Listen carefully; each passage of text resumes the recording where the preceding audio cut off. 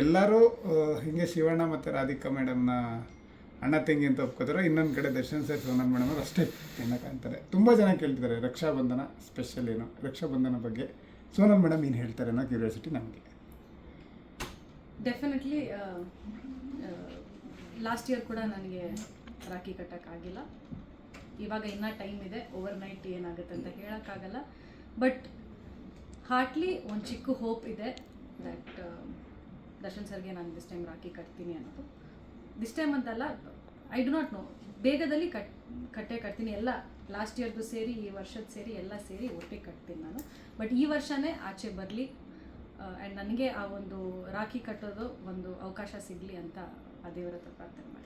S, ಈ ಅಣ್ಣ ತಂಗಿ, ಅಕ್ಕ ತಮ್ಮ ಮತ್ತು ಸ್ನೇಹಿತರು ಅಣ್ಣ ತಂಗಿಯಾಗಿ ಸಂಬಂಧಗಳಿರುವಂಥದ್ದು, ಈ ಸಂಬಂಧಗಳ ಬಗ್ಗೆ, ಅಣ್ಣ ತಂಗಿ ಸಂಬಂಧ ಬಗ್ಗೆ ಏನು ಹೇಳ್ತೀವಿ? That's the most beautiful one. ನಿಜವಾಗ್ಲೂ ಹೇಳ್ತೀನಿ, ಅಣ್ಣ ತಂಗಿ ಸಂಬಂಧ ಇದೆ ಗೊತ್ತಾ.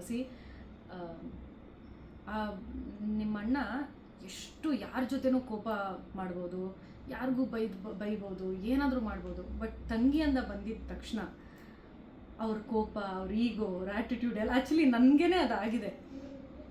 ಇವಾಗ ದರ್ಶನ್ ಸರ್ ನೋಡಿದರೆ ಅವ್ರು ಎಷ್ಟು ರೇಗಾಡಲಿ ಏನು ಮಾಡಲಿ, ತಂಗಿ ಅಂದಿದ ತಕ್ಷಣ ಆ ಒಂದು ಪ್ರೀತಿ, ನನಗೆ ಅಂತ ಬ್ರೋ ಅಂತಲೇ ಕರೆಯೋದವರು. ಬಟ್ ಆ ಒಂದು ಪ್ರೀತಿ ಇಟ್ಸ್ ವೆರಿ ಡಿಫ್ರೆಂಟ್. ಅದನ್ನು ಎಕ್ಸ್ಪ್ಲೇನ್ ಮಾಡೋಕ್ಕೆ ನಿಜವಾಗ್ಲೂ ಆಗಲ್ಲ. ನನ್ನ ಬ್ರದರ್ಸ್ ಇದ್ದಾರೆ, ಜಿಮ್ಮಿ ಅಣ್ಣ ಆಗಿರಲಿ, ರಾಜು ಅಣ್ಣ, ದಯನ್ ಅಂತ, ಅವರು very close brothers of mind. Ramu ಅಣ್ಣ ಅಂತ ಎಲ್ರಿಗೂ ಗೊತ್ತೇ ಇದೆ.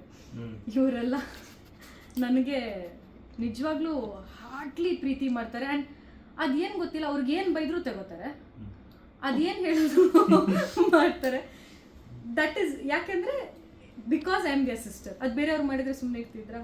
ಇಲ್ಲ, it is because I am their sister. ಆ ಒಂದು bonding is very strong. And ನನಗೆ ಒಂದು ನನ್ನ ಬ್ರದರ್ಸ್ ಮೇಲೆ ಹೈ ರೆಸ್ಪೆಕ್ಟ್ ಇದೆ, ಹೈ ರಿಗಾರ್ಡ್ಸ್ ಇದೆ. And I love them a lot.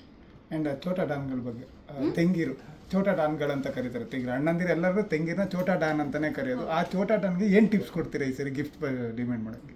ನಾನು ನಿಜವಾಗ್ಲೂ ಆ ಥಾಟಲ್ಲಿ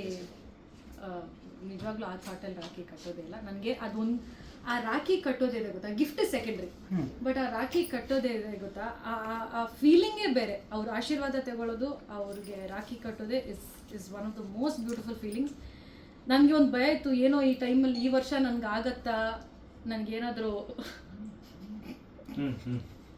ಸಾರಿ ಈ ವರ್ಷ ನನಗೆ ರಾಖಿ ಕಟ್ಟೋಕ್ಕೆ ನನ್ನ ಬ್ರದರ್ಸ್ಗೆ ಆಗುತ್ತಾ ಅನ್ನೋದೊಂದಿತ್ತು. But thankfully I am free. ಅದೇನಿದ್ರು ನಾನು ಆ ದಿನ ಕೆಲಸ ತಗೊಳ್ಳಲ್ಲ, ಹೋಗಿ ಫಸ್ಟ್ ಅವ್ರ ಆಶೀರ್ವಾದ ತಗೊಂಡು ರಾಖಿ ಕಟ್ಟಿ ಬರ್ತೀನಿ. Yes sir.